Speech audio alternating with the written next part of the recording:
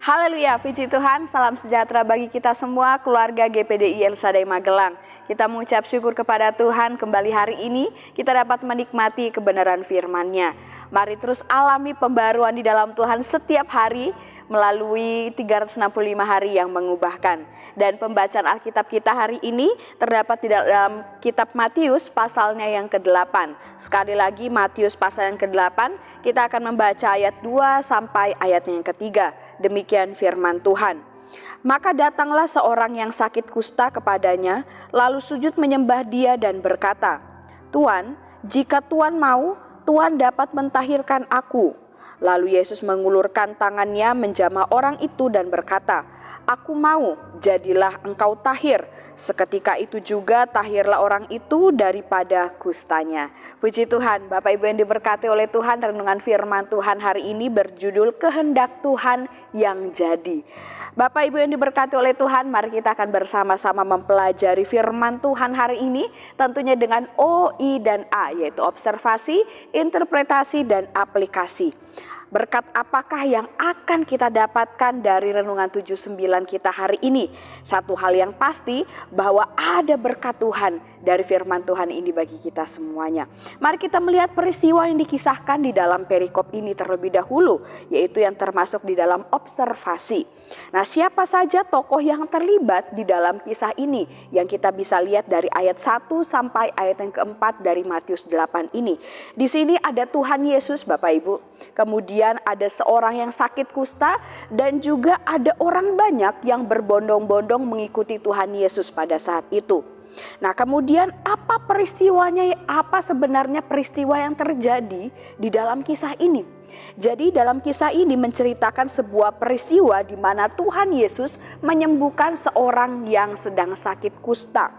Nah, mengapa peristiwa ini dapat terjadi? Mengapa cerita ini bisa kemudian tercatat di dalam Alkitab? Mengapa Tuhan Yesus menyembuhkan seorang yang sakit kusta ini? Nah, jawabannya kita bisa melihat ada 3, Bapak Ibu. Yang pertama, karena Tuhan Yesus berkuasa. Dia sanggup untuk menyembuhkan, dia sanggup untuk mentahirkan orang kusta tersebut. Oleh sebab itu, sembuhlah orang kusta tersebut, tahirlah dia, karena Tuhan memang sanggup menyembuhkannya. Kemudian yang kedua, yaitu karena Tuhan berkenan, karena Tuhan Yesus memang mau, ini memang kehendak Tuhan Yesus untuk menyembuhkan, mentahirkan orang kusta tersebut. Oleh sebab itu, orang kusta tersebut bisa sembuh. Kemudian alasan yang ketiga, yaitu karena orang kusta itu dia datang langsung secara pribadi kepada Tuhan Yesus, dia memohon kepada Tuhan Yesus, dan tidak lupa dia juga datang dengan penuh percaya dan penuh iman. Oleh sebab itu Tuhan Yesus mau menyembuhkannya dan sembuhlah orang yang sakit kusta tersebut. Nah, di mana peristiwa ini terjadi? Ya, di dalam sebuah kota. Kalau Bapak Ibu melihat dalam Lukas 5 ayat yang ke-12, di sini dikatakan bahwa peristiwa tersebut terjadi di dalam sebuah kota di bawah sebuah bukit. Nah, ketika saat perjalanan pelayanan Tuhan Yesus, kemudian terjadilah peristiwa ini. Nah, bagaimana respon dari Tuhan Yesus dan juga orang yang sakit kusta yang terlibat, yang tercatat dalam kisah ini atau dalam peristiwa ini? Yang pertama kita bisa melihat bagaimana respon dari Tuhan Yesus.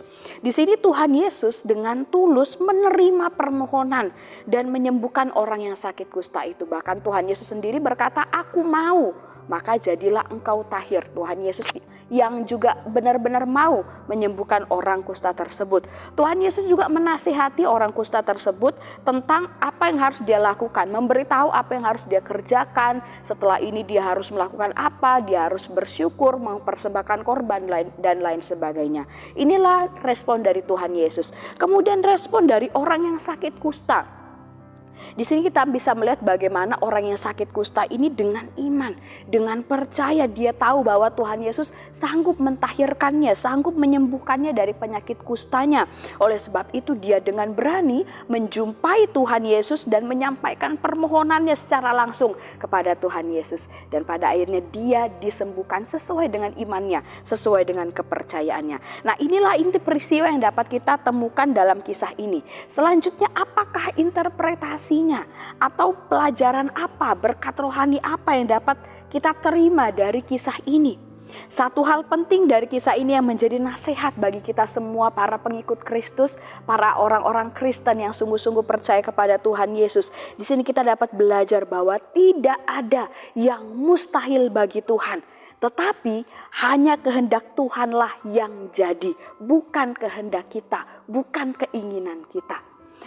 Inilah yang terjadi kepada orang yang sakit kusta dalam kisah ini. Di tengah-tengah kerumunan orang banyak yang berbondong-bondong mengikuti Tuhan Yesus, ternyata ada orang yang sakit kusta ini. Kemudian dia menjumpai Tuhan Yesus, dia mendatangi Tuhan Yesus, dia sujud menyembah dan berkata kepada Tuhan Yesus, "Tuhan, jika Engkau mau, Tuhan dapat mentahirkan aku." Ucapan orang kusta ini memang sangat singkat Bapak Ibu, tetapi isinya padat dan syarat dengan iman, dengan kepercayaan yang sangat luar biasa. Iman yang luar biasa ini yang berasal dari ucapan orang kusta ini ditunjukkan dengan apa? Yaitu ditunjukkan dengan sikapnya yang dia ini mengetahui dan mempercayai bahwa Tuhan Yesus dapat melakukan segala sesuatu. Orang kusta itu mengerti dan paham betul bahwa Tuhan Yesus punya kuasa yang besar sehingga dapat menyembuhkannya. Tidak ada yang mustahil bagi Tuhan Yesus, termasuk untuk mentahirkannya dari sakit kusta. Nah, pengakuan dan pengertian dari orang kusta ini membuat dia menjadi berani dan tidak ragu untuk datang memohon kepada Tuhan Yesus, meminta kesembuhan daripada Tuhan Yesus. Tetapi yang luar biasanya lagi Bapak Ibu, dia tidak hanya mengetahui bahwa Tuhan Yesus berkuasa, tetapi dia menundukkan diri kepada kehendak Tuhan Yesus. Dia menundukkan diri kepada kuasa Tuhan Yesus. Orang kusta itu paham bahwa Tuhan Yesus memang sanggup menyembuhkannya, tapi dia juga paham, dia juga sadar bahwa semuanya tergantung pada kehendak Tuhan Yesus. Semuanya berdasarkan kehendak Tuhan Yesus saja. Jadi orang kusta ini mengerti bahwa dia tidak dapat memaksa Tuhan Yesus untuk menyembuhkannya. Dia bisa memohon, dia bisa meminta, tetapi dia tidak bisa memaksa Tuhan Yesus untuk menyembuhkannya dari sakit kustanya. Meskipun sebenarnya Tuhan Yesus memang sanggup untuk melakukannya.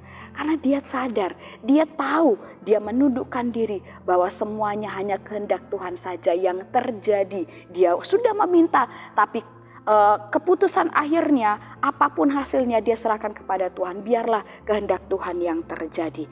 Nah Bapak Ibu yang diberkati oleh Tuhan, kita sama dengan orang yang sakit kusta ini. Kita pasti mempunyai banyak permohonan kepada Tuhan dalam banyak hal di setiap kehidupan kita. Apakah boleh? Pertanyaannya. Ya tentu saja boleh Bapak Ibu. Tuhan Yesus juga sudah pernah berfirman bahwa kita bisa meminta kepadanya dan dia pun sanggup untuk memberikan. Tetapi marilah kita mau mempunyai iman dan pemahaman yang benar ketika kita memohon kepada Tuhan Yesus. Yaitu kita harus memohon kepada Tuhan Yesus dengan penuh keyakinan. Ya karena dia pasti akan mendengarkan permohonan kita dan pasti sanggup untuk menjawabnya. Asalkan kita penuh dengan keyakinan percaya.